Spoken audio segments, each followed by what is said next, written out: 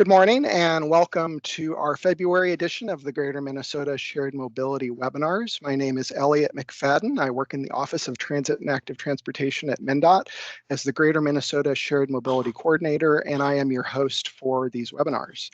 Today, our subject will be about ridehail and public agencies. Can ridehail help transit go from good to great? These programs are a product of the Greater Minnesota Shared Mobility Program, and its focus is to increase familiarity with shared mobility technologies and services for public transit agencies, planners, and other stakeholders throughout the state. And it is our platform for helping to share knowledge with each other.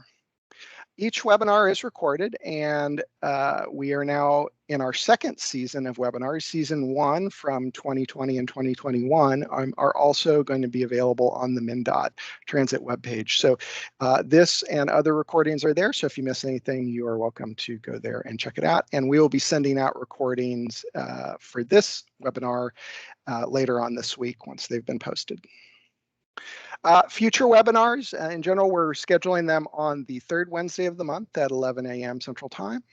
And our next webinar is going to be March 16th. And we are going to be taking a look at some new research that has been done by some of our academic partners at MnDOT on public transit in Greater Minnesota.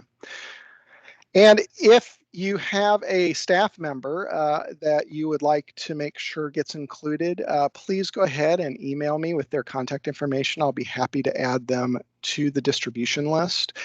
These are public and available to folks that are interested in attending. And with that, I'm going to jump into our first speaker. So give me just a moment.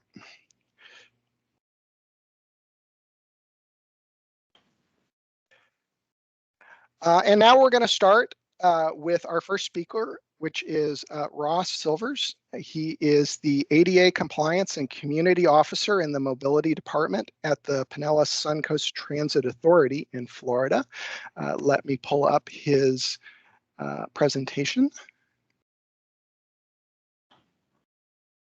And we will get started.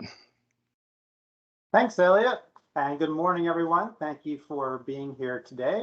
I'm glad to be with you from lovely Florida, which is my home. I can see through the window behind me. So I've never been to Minnesota, but I hope to get up there someday. I've heard great things about the state. I have lived in DC and New Orleans and Miami, and here have been my home. I've worked for nonprofit organizations, helping people with epilepsy find jobs, working at a Center for Independent Living, AARP, and now with PSTA for about 10 years. So that's kind of a bit about my background. Let's go to the next slide, past the title slide. And so let's learn a little bit about where I am so we have a little bit of context as to what we're talking about today. This is all leading to talking about mobility on demand, which is a truly on-demand service for people who are ADA paratransit eligible here in our county. So our county is Pinellas. It includes the cities of St. Petersburg and Clearwater and Tarpon Springs and Largo. It's a little under 1 million people. It's not too big a square mileage. And as a result, about 98% of people who live in the county are covered by our fixed route bus service. We have about 41 routes. We're getting BRT later this year, our first BRT route. Unfortunately, this region said no when there was some rail money coming down back in the Obama days. So we have no rail of any kind right now. So that's a little bit kind of about us. We have, as you imagine in Florida, a large retirement population, a large senior population that impacts both the average age of our residents, kind of in the 46 range, as well as those on our ADA paratransit service, where the average age is in the 70s. So just for kind of background, as many of you know, if you work with people with disabilities, the challenge is not riding the system for most people, it's getting to and from the system.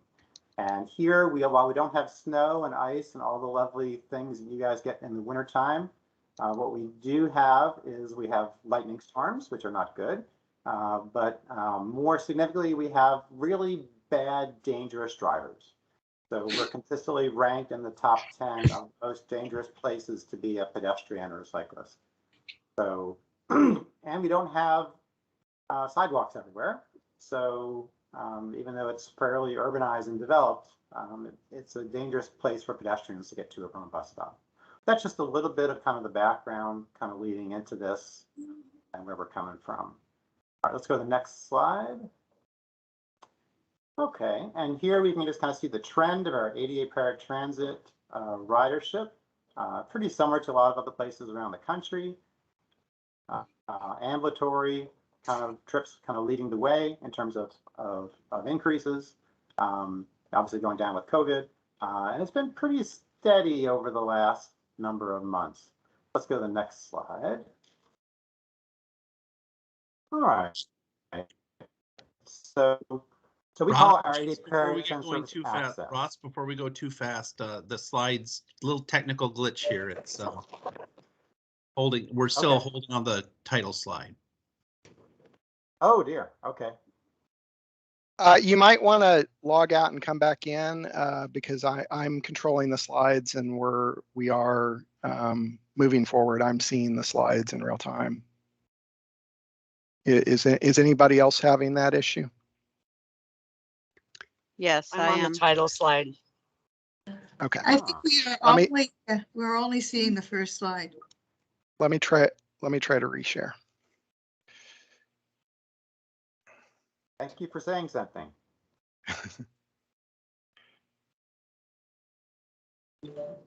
All right, can folks see the PSTA Access ADA paratransit service slide now? No, it's showing the enable editing read-only slide, Elliot.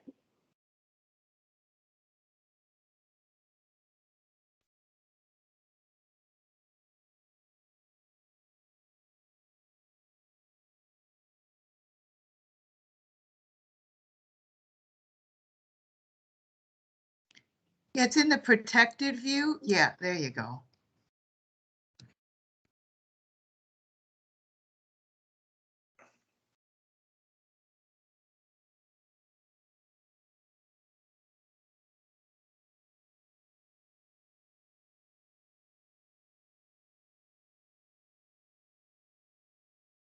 All right, are people seeing that cycle through Yep. now?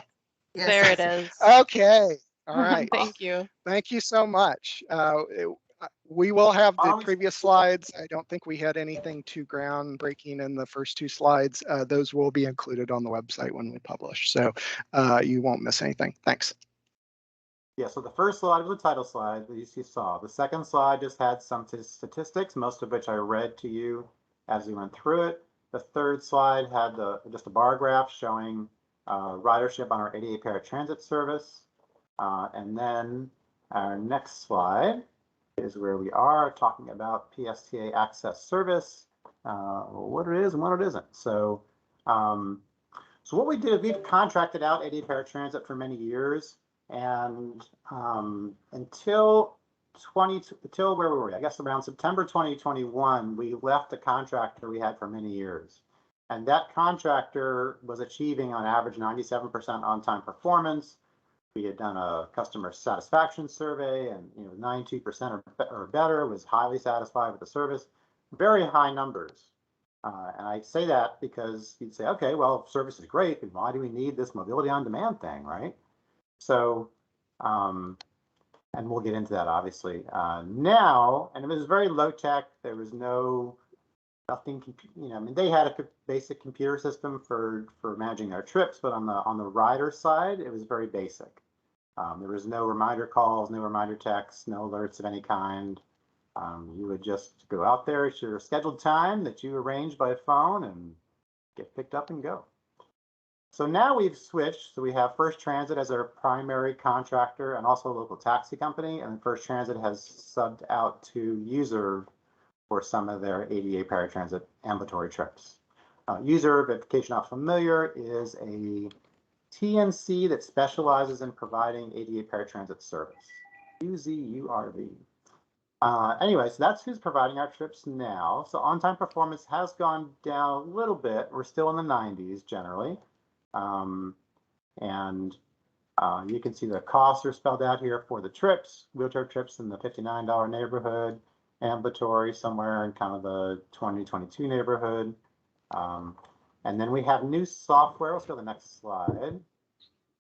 So we are now using Spare. This started in December of 2021 for our ADA paratransit service, and eventually we will add the mobility on demand into Spare as well. So just kind of a little background on the technology side. All right, so let's talk now about mobility on demand. Okay, so I'm going to try and highlight differences between this and ADA paratransit because, again, mobility on demand is for ADA paratransit eligible customers only. Once they're found eligible, everyone who's found eligible other than visitor is entitled to use mobility on demand without restrictions or limitations. It's countywide and it's available Monday through Saturday from 7 a.m. to 7 p.m. We've kept it where everyone has to call in for their rides just to kind of maintain some controls. We do have, again, a much older population who's using the service. We simply require that they have a cell phone and that they have some kind of a bank card because it's used an e-wallet system for payments. So, and that has not been, we were worried at first that the e-wallet system would knock people out, and maybe 3 people out of the 13,000 who are eligible have raised a concern about that. So very low incidence of that happening there.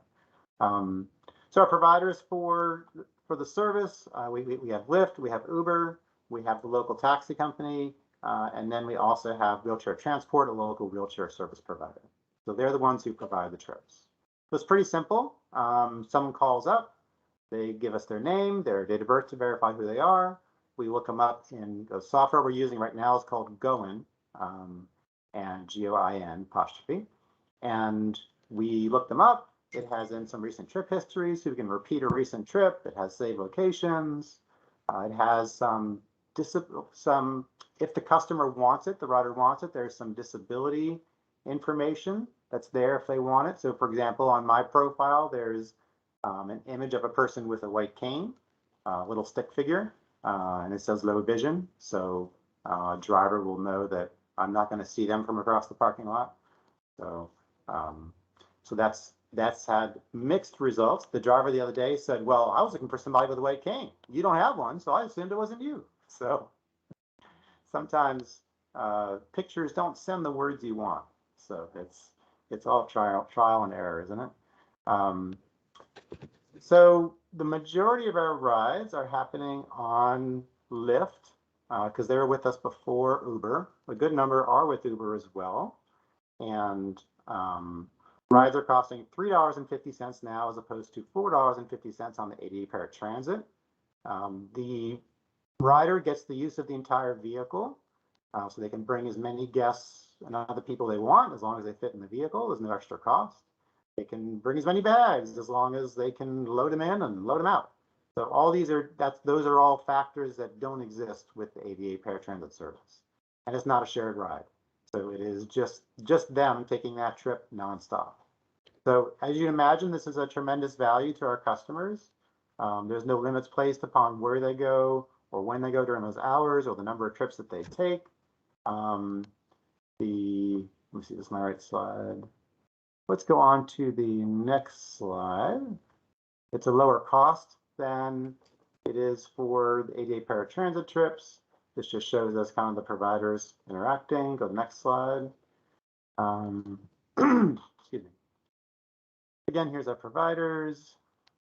And we've had some history with the fares changing due to COVID. There was a time when they were free, and that's what really got MOD ridership to start to increase. People love the service. Quote down at the bottom of the screen is, MOD is the best thing since sliced bread. Someone actually said that to us. So it's really interesting because we have people, they'll go out for their ride, and sometimes there are Google mapping errors.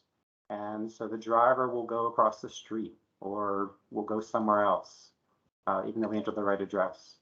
And, you know, an Uber or a Lyft driver only waits 2 minutes, and then you're a no-show and they're gone. So people call back in, they're, you know, mildly concerned, but only mildly, because typical ETA time is under 15 minutes for Uber and Lyft and even the taxi company. And so usually we're getting them another ride to them within 10 minutes.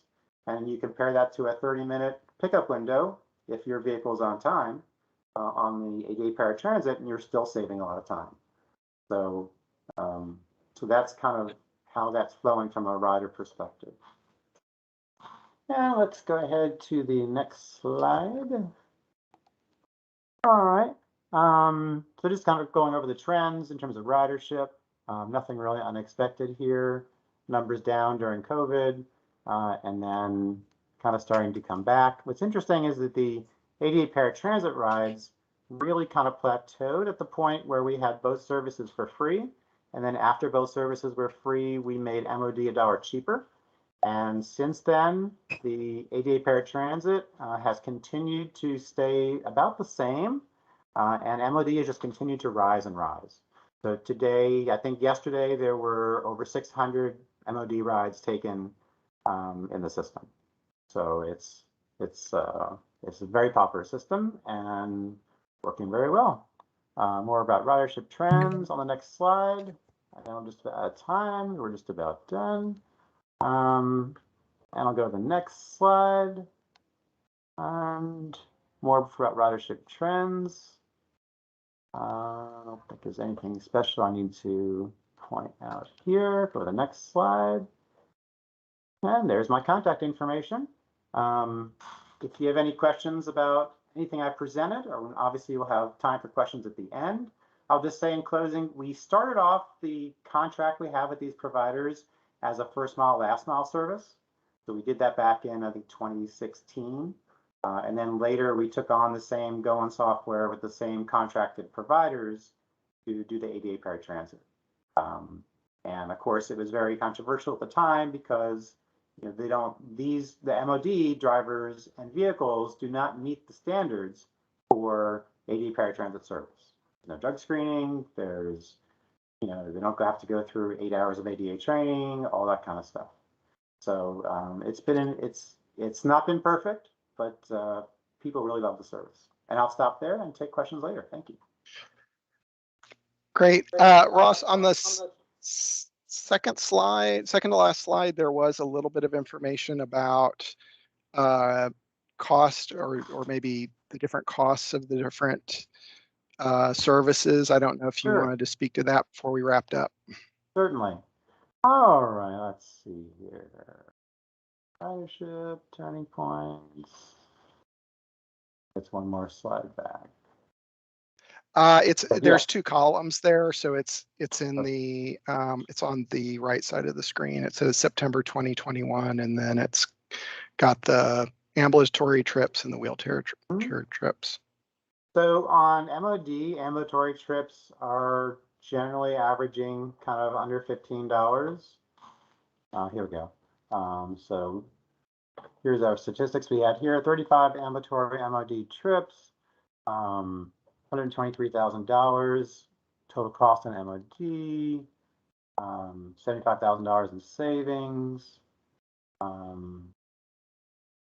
Cost $200,000 if it was done on the ADA paratransit access. And then wheelchair, 1,000 wheelchair trips, $44,000 on MOD, $14,000 in savings. So there's definitely cost savings that are in there for us, as well as, to me, equally importantly, is cost savings in there for the customer. That's that. Great, I really appreciate it. Again, if folks have questions, please feel free in the conversation box to put questions there. We will do a little roundtable at the end and be able to answer as many of those as we can get to in the time we have. So I'm going to move on to our next speaker. Robin Bernardi is the Transportation Coordinator at Dakota County Social Services back here in Minnesota. And so she's going to tell us a little bit about the pilot they did with Lyft for a waiver transportation program. So with that, take it away, Robin.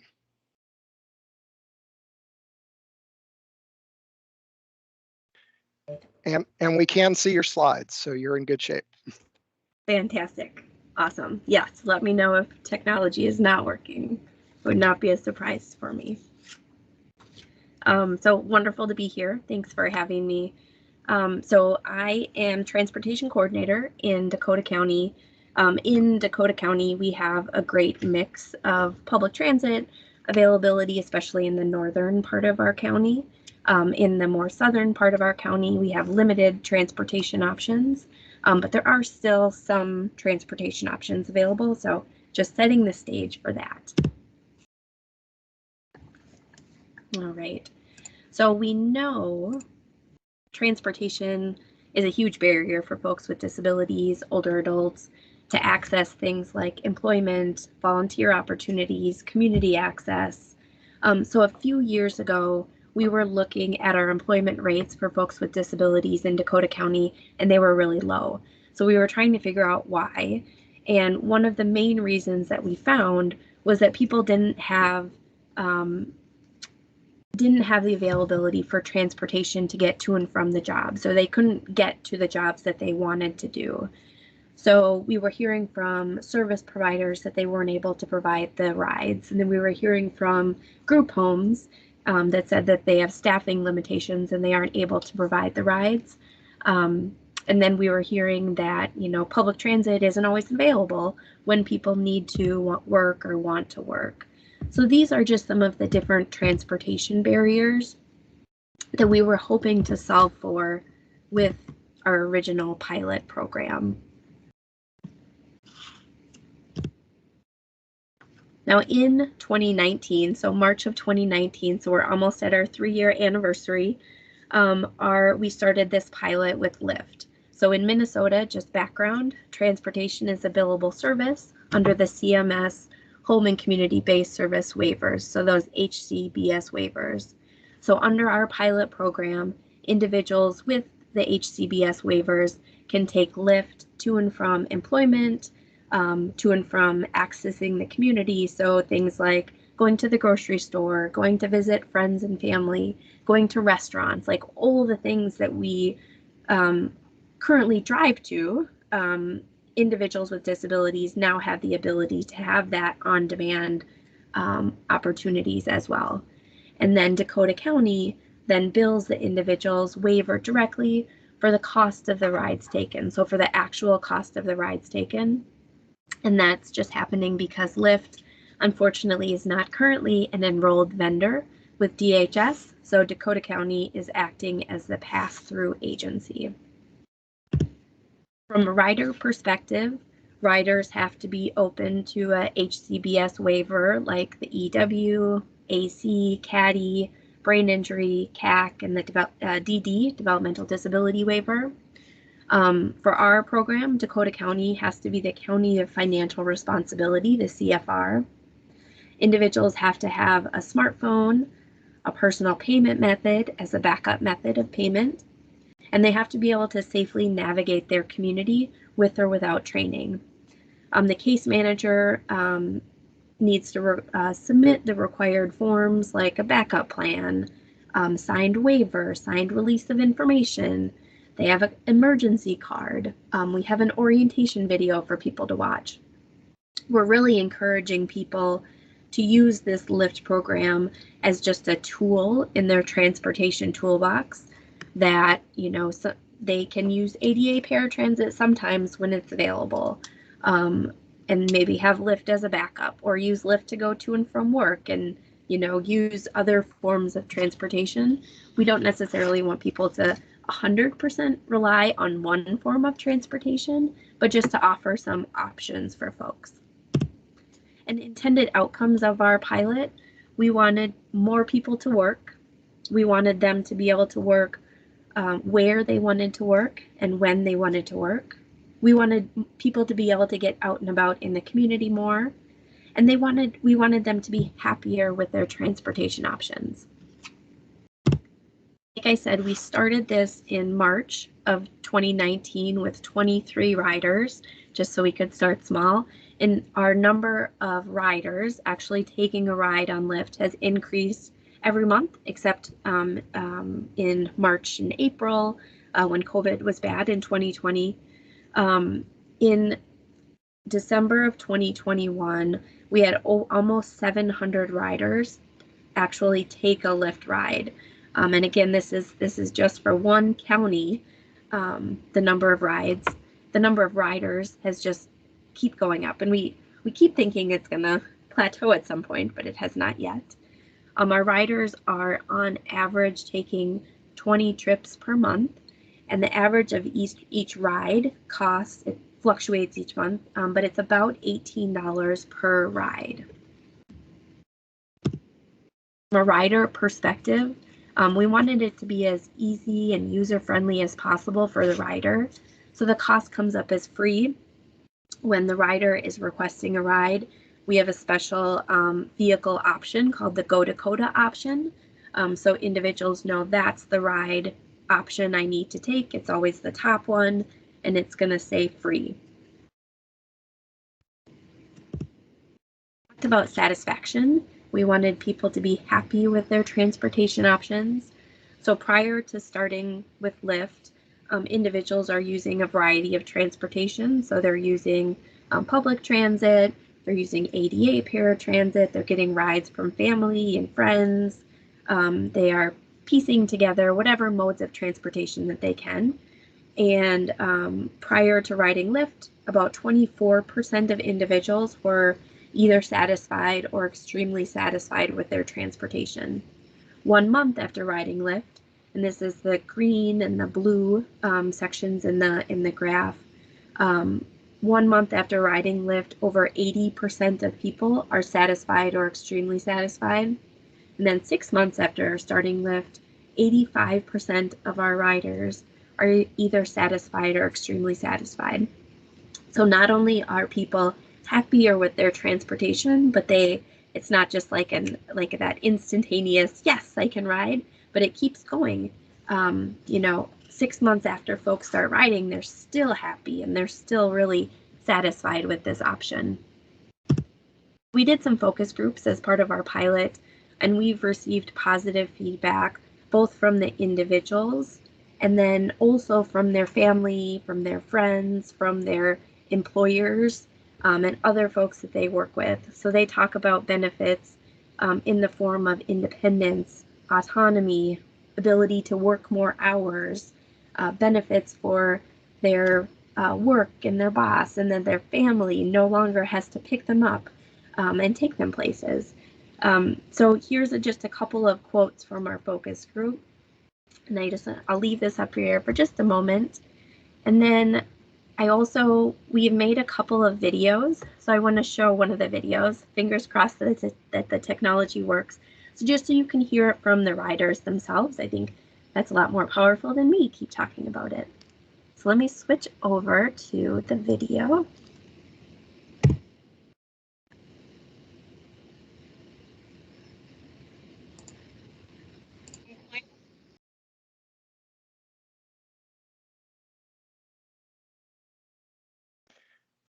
We are not getting sound this time. Do you want to try to reshare again and see if that works?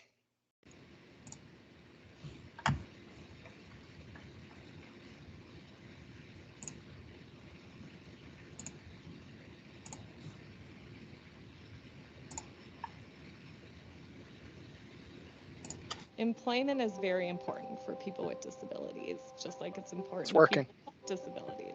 And one of the main reasons that people in Dakota County reported not being able to find jobs of their own is transportation. We conceptualized the Lyft pilot in order to get people to and from jobs in the community in order to really open up transportation options. And we decided to partner with Lyft through a Department of Human Services Innovation Grant in order to make that a reality. I'm Joel, and I'm from Abercrombie. I work at Place at Lakeville. Joel is a great example of someone that maybe there's people out there that would say, oh, I don't know if he should use this option. We might be worried about him. However, his parents were strong advocates for him. The service providers were strong advocates for him. And Joel was a strong advocate for himself. He's been able to go from parents bringing him to and from all of his activities to being able to orders ride on his app, get there all on his own, and orders ride when he gets done and get home on his own. My name is Doug Jacobson, and my son is Joel Jacobson, and we live in Apple Valley, Minnesota. This last year or so, we've been doing all the driving for Joel to work. So when we heard about the opportunity of participating in Lyft, we were certainly interested in that. Oh, it's been, for lack of a better word, I guess, wonderful to really free up your day so you're not having to schedule your whole day or even your whole week around what his schedule looks like. Hi, I'm Mary Lynn. I live in Burnsville, Minnesota. I work at Chick-fil-A. I've been there for 3 years. I am dining room assistant. So before I took Lyft, I was on the bus for up to 2 hours per ride. And I'm less than 5 minutes away from where I live. The thing with training and learning how to use Lyft, it's very individualized, and everybody's been able to figure it out and use it to their abilities. That was probably the big area that I was nervous about, is that maybe we have some people that can't connect those dots in order to do that ride safely. I'm now at the point where I wouldn't say anybody can't. I would want them to prove they can't, but I would be more likely to say I think everybody can use the Lyft. And make sure your address is correct. I have graduated from Metro Mobility to Lyft. Yay. It's a huge accomplishment. Everybody wins when folks with disabilities get a job in the community, or they're out doing something socially in the community. This is right up my alley. They're just people, have different needs, but they're still willing to go out and make a living or go out and have a good time and be able to function in their communities the way they want to. You deserve to get out and broaden your horizon and see what's out there instead of being stuck in the mud.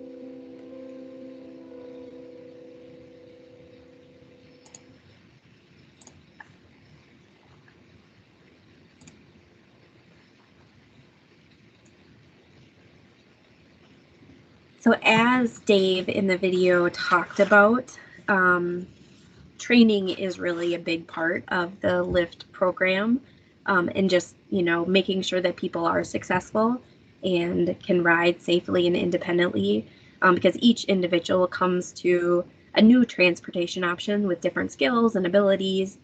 Some folks that we work with have never used a smartphone before, so you're starting at just the basics of how to use a smartphone. And other people have used Lyft and Uber before and are totally fine. So it's important to have some support systems in place, whether that's, case managers that can support folks, ILS workers or employment supports, families or caregivers, travel trainers that can support people. So we've created videos, monthly online trainings, as well as individualized one-on-one training available, just because each person has different skills and is going to need some different training, both on the front end and then as part of some technical assistance along the way.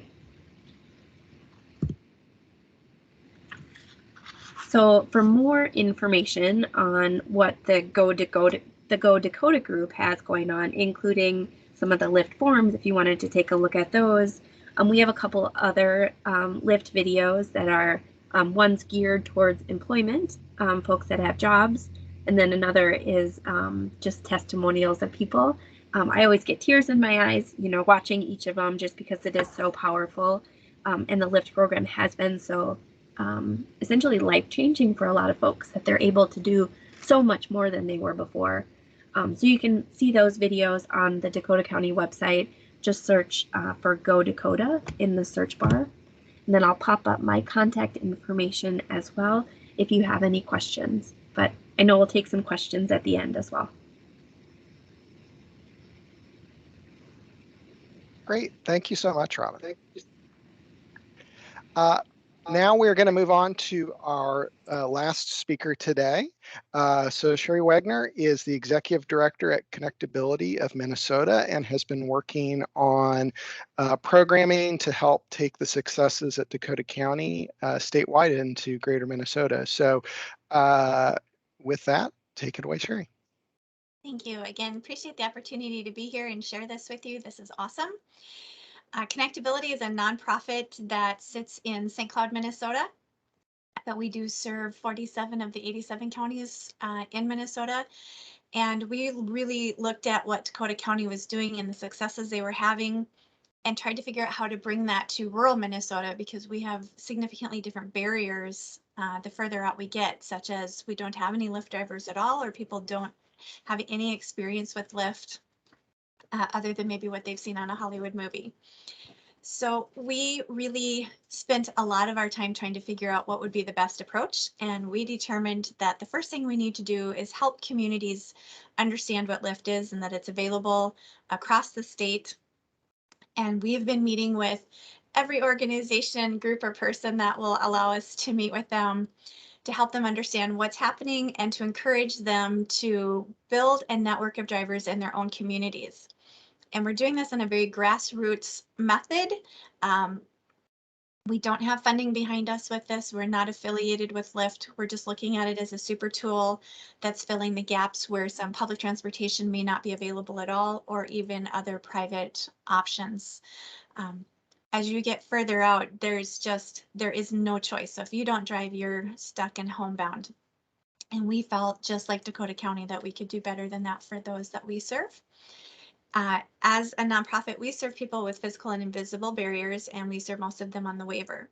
But our approach to this has really been, let's build a driver network out there for everybody. If we can get transportation available for able-bodied as well as people with disabilities, all the stronger the transportation will be in Minnesota. So that's what our focus has been. Ultimately, as we get a driver network built in these rural areas, then we'll be able to apply those drivers to the people that we serve on the waivers and making sure that they get transportation as well. And just like Dakota County, we also agree that the training on this is very important. And so we've created a training program as well. Unfortunately, because we're not in the county that we're serving, we can't do it ourselves. So we are creating a network of trainers that will go through training process with Connectability of Minnesota. And then they will be able to do the hands-on one-on-one training with folks out in the rural area. And DHS has been absolutely amazing, and they stepped up this last year and they provided us with a grant that allows us to continue this process. So for people that are disabled and are trying to use this for employment, we have a few extra things that we can do to help them. In order to download the Lyft app as a rider, you need to have $25 private pay source on your app.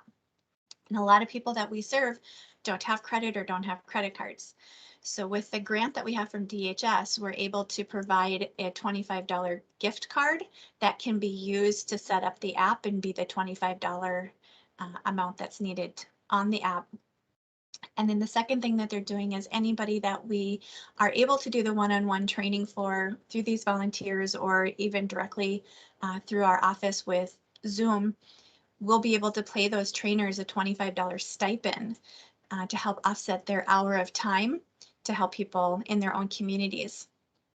And we are very much approaching this as a neighbor helping neighbor concept. When you're in a small town, you're not somebody that's a stranger. Everybody knows you. And so when you're a driver, you are literally driving your neighbors. And when you're calling for one, you're not calling a stranger and getting in a stranger's car. You're driving somebody in your own community. And chances are you know them, their brother, their sister, their mother, or their grandmother. You know somebody. And so we're really approaching it as just helping your own community. And this approach has been working well. There's a large group up in the Arrowhead area that is very actively working towards getting a network of drivers in their area. And once we have the drivers in place and we're getting people trained safely, we'll be able to really utilize the service for everybody, but also the people with the disabilities that need this for going to work, going to the grocery store, going to church, going to grandma's birthday party. All these things that they have not been able to do because they haven't had any transportation options at all. And we absolutely understand that Lyft is not the answer.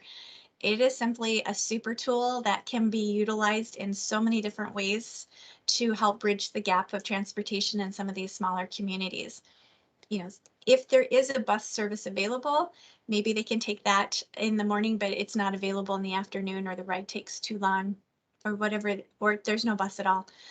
So the Lyft can be the bridge up there. We also work with different groups that are volunteer driver programs to help them see different ways that they can use the Lyft drivers to augment their volunteer driver program so that they can maintain their program, all the good works that it's doing, and using Lyft again just as a tool to fill that gap between them. The biggest thing that we're focusing on right now is really just putting all of our effort in trying to get all the different small communities, groups, organizations, social organizations to understand that this is a viable option in their community and what's needed to create that. And one of the things that we've done, and I will put it in the chat right now, is on our website, we have created unbranded information that is short videos, longer videos, flyers, anything that we're creating as a resource that these other communities can grab and use to promote or conduct community meetings, answer questions, recruit drivers, recruit riders. So we're putting all the resources out there because it's very important to us that we don't own this program. They're not our drivers. We just want to help all across Minnesota have some transportation options. And so we're trying to provide some resources to do that. For those that we serve, specifically on the waivers, we have another web page designed that is a video of step-by-step of how to do the app. We've created a video on how to safely utilize Lyft, from knowing how to call for the ride, how to identify the driver, how to identify the car, how to get a ride back. We talk about our training program. We have a short video on some of the questions and concerns caregivers had about using the service. And just like Dakota County, we also need to reiterate that this really has to be for people who can do this independently. This is self-directed transportation options, but they do need to be able to call for their rides and set them up themselves. We don't have anybody on staff that would be able to do that one-on-one with them. The one-on-one trainer will get them going the first time and making sure they understand it and can take the ride successfully.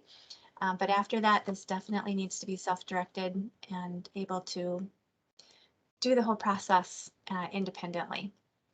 And there's a lot of people out there that once they get a little training and get familiar with it, are really being able to utilize this very effectively.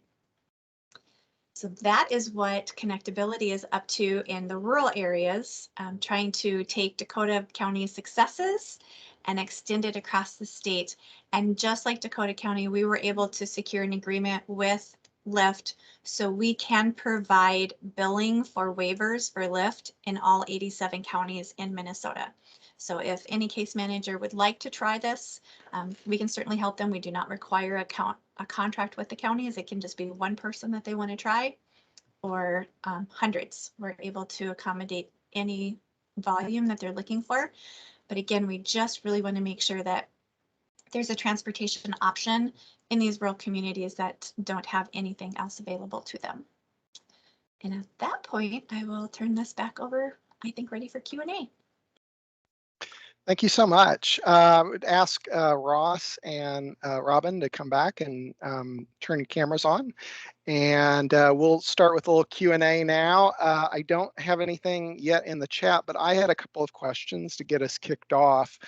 I think the first thing that comes up in these discussions that I think about is the tension between existing paratransit and demand response services that have served folks in these communities, and the ride hail option, obviously from the numbers that both Ross and Robin showed us, there's a lot of positive response from the riders. They're finding this as an improvement.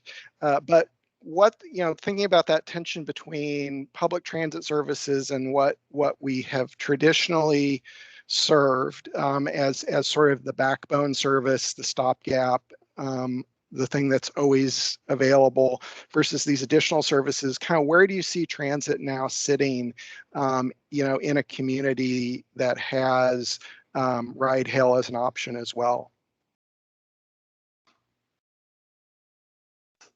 And that's for anybody. I can just say through the different organizations and community meetings that we've met with, we've definitely met with some resistance. And I think it's just a matter of reframing it to understand that this is not to replace any service. It's just meant to be augmenting and gapping where there is no service available.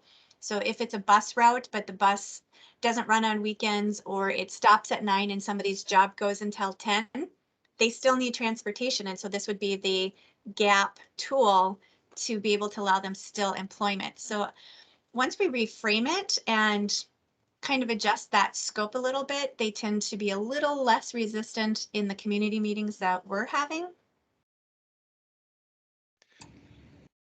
Yeah, Ross, I think that's. I'm sorry, Robin, go ahead. Oh yeah, I was just gonna totally agree with Sherry. Yeah, using it as a tool, especially like Ross is using down in Florida, it's, first mile, last mile. We love to train people how to get to the public transit agency so they don't have to walk a mile or 2 miles to a bus stop, especially in winter or in the heat of summer. And also that this Lyft program or rideshare programs, they're not for everybody. You do have to have skills and abilities. Our accessible service is available, but it's limited. And we are working to beef it up as best that we can, but just acknowledging that there are other services available that may work better for some individuals based on their skills and abilities and the things that they need. I would just echo what everyone else has already said. I think, the video that was shown gave a great example of someone whose bus ride used to take them up to 2 hours when it was really only a 5-minute drive away. And so, when you give an example like that, then, it's clear that, a bus or even ADA paratransit can't be everything to everyone, everywhere, all the time. And so it is just another option. We'll encourage people that, if they have an appointment that they're getting to, and they want a guarantee of getting there on time, not a guarantee, but, the whole system is designed on ADA paratransit to get you there on time, right? But the way back, you have no idea what time you're going to finish at the doctor's office. A lot of people have shift work where they have to clean up afterwards, and they don't know, even though they finish at 5, a lot of times they don't get out till 5:30. And so having that flexibility to be able to leave at that time and to not deal with the confusing system of fixed route is just a real bonus. Great. Well, I do have there is a question in the question box. It says, in larger metro areas such as the Twin Cities, what plans are there for public transit in those cities to coordinate with the rideshare programs?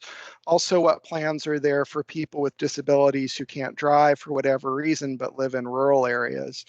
I can't speak specifically. I don't think we've got anybody from Metro Transit on, but I don't know if anybody wants to kind of take that as, urban versus rural, kind of how you see this working with transit and with people who can't drive.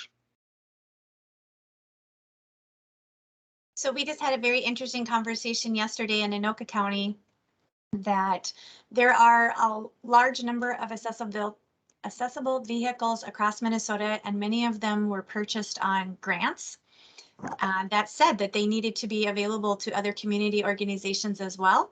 Unfortunately, there's no great system to set that up. So we were speaking with Billy from Lyft about what that would look like to put Lyft drivers in those vehicles to get them in the rural areas. So that is definitely something that we're talking to them about. as well. Lyft has a system, it's called WAVE, Wheelchair Accessible Vehicles. Minnesota is not a WAVE state yet. We'll be working on making that happen as well, but that will be putting Lyft-owned vehicles that are accessible in Minnesota as well. So though there's not a great solution right now, there's some plans coming up. And there was a parent who said, well, we have a wheelchair accessible van and we have the ability to drive, but how do we let other people know who need the service that we have the service? And again, right now there's not a great system in Lyft, but the solution was a pretty simple, back to grassroots, easy way to do this. When they do their profile picture, they're just going to hold up their handicap placard, and then people looking for rides would know that that person has an accessible vehicle.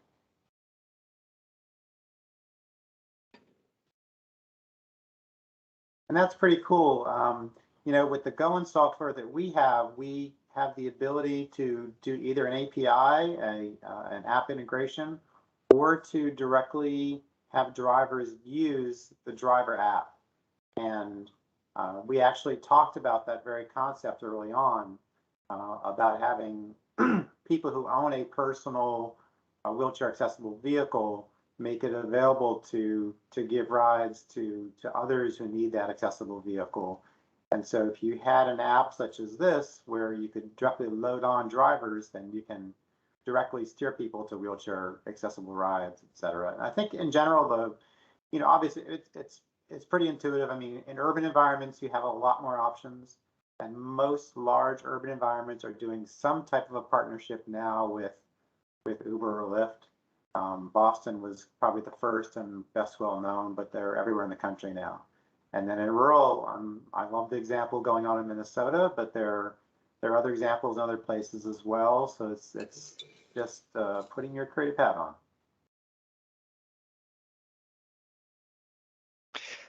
Great. I've got a follow-up or another question that's in the question box, which actually kind of follows into a question I was interested in. Do you feel it would benefit, oops, it just pushed up on me. Do you feel it would benefit, excuse me, smaller rural providers to partner with Lyft individually? What would be the first steps to reach out to partner with Lyft? And that kind of falls into a question I had, which is, you know, challenges with getting agreements set up. You know, especially I know some of the other pilot projects around the country with ridehail, less so with Lyft, more with Uber, but I've heard sort of some issues that come up with getting things under contract, data sharing kind of issues that may come up.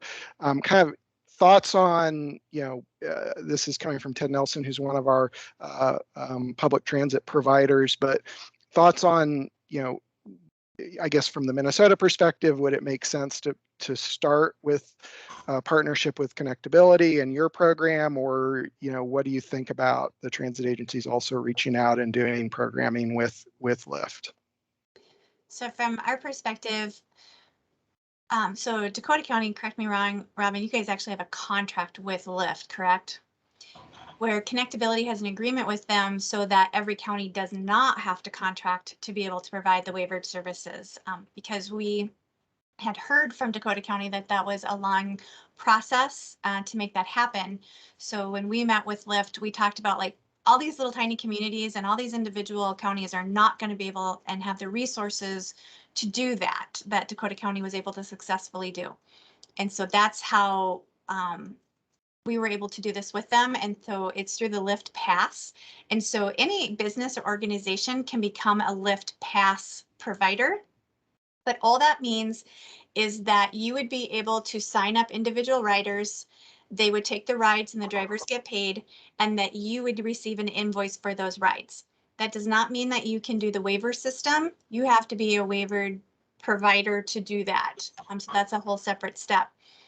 As far as a small rural community, the best way to get started is literally just start promoting to get drivers in your area. And that doesn't require any agreement with Lyft whatsoever. That's just people downloading the app, getting the background check, the insurance check, and their driving records checked. And they're good to go to become a Lyft driver in your small community. Once you have started to build up some drivers, then you can let people know that, and you've got riders, and then that synergy just builds itself, because the more riders you have, the more people that need rides, the busier the drivers are, they're telling people they're making money, then more people become drivers. So now there's more drivers available, more consistent rides, more people taking the rides, and that synergy just completely grew, and no contract was needed to do that. Robin, do you want to talk about, and maybe Ross too, about, because you have more formal agreements with the providers, kind of, how that worked, challenges with that? From my perspective, it took about 18 to 20 months for us to get a contract signed with Lyft. I think part of that was because we were the first entity in Minnesota to do that. So we had to, introduce all the different Minnesota legislation and the Minnesota requirements. So hopefully, connectability, hopefully it wasn't quite as bad for you guys. You were great. But yeah, like Sherry said, you don't need anything to get Lyft in your community. All you need is drivers available in your community. And then that will build your pool of drivers. And Ross, any issues or things that came up when you were getting set up with Lyft and then with Uber? Yeah, this is a very evolving industry. And so we think of Lyft and Uber as being very innovative technology companies, but they're actually very hierarchical. So they're very traditional in their organizational structure. And so there's good and bad to that. The good is that it's very familiar, right? So, we did this years ago, and it sounds like some of the others here did it years ago as well. If you go at it today, I think it's going to be a lot easier because they have a lot of the processes for partnerships standardized that they didn't have back when. So one email address you might try is there's an email address called transitsupport@lyft.com. That might be a way to just kind of get started of saying, hey, how do I form a partnership? And I'm sure they'll direct you to someone who can help you at that transitsupport@lyft.com. There's all different platforms that they have. So we use Lyft Concierge, a little older platform, because people are calling us and we're putting the rides in ourselves. So that platform is designed more for that. So it's the other tip I would say is for us, what enabled us to be an early adopter was we had an elected official who was very in favor of embracing this technology at a time when others were not. And so he really became an advocate for it. He was not otherwise a transit advocate. So we were able to kind of, he was able to kind of knock down a lot of what might otherwise be political opposition to doing a partnership with an Uber or a Lyft. And so that made a big difference for us. So as think about your own community and who may have opposition, and form that advisory group, that kind of have an initial planning meeting and kind of get out some of the myths and facts and see who your allies are going to be beforehand. I do need to step off. Okay, that's okay. Thank you so much for the opportunity. I appreciate that so much. Yeah, and we're going to wrap up here. I would just add in a plug, the Lyft Pass program that Sherry referenced might be a good one if you're thinking about this, but you're not really sure how detailed or how, if you want to trial this. We did look at that at MnDOT for another program that we were doing. And it does allow you to basically do kind of an account management for people that are members or employees or part of your group. So that could be kind of a low impact option to trial some of this and to recruit some drivers. So that's something to think about. If folks are interested, please reach out to me. I do in our office have contacts with Lyft, with their transit division and with the other places, and can help you guys with planning and connecting on that. That's part of what the Greater Minnesota Shared Mobility Program is here to do for you. And so unfortunately, we're going to wrap up. I know we've got a couple more questions, but we are at time. I want to thank our speakers, Sherry, who just left, Robin and Ross. So we really appreciate hearing about this. This is really innovative new way, as you were saying, to add more layers of transportation option for our riders. And want to encourage folks to join us back on March 16th. We will have research on strategies to bring back ridership post-COVID that the University of Minnesota has been working on, as well as a research project from South Dakota State that looked at the value of public transit in communities in rural and small urban communities in greater Minnesota. So really fascinating research. Hope you'll be back. And with that, thank you and see you next month.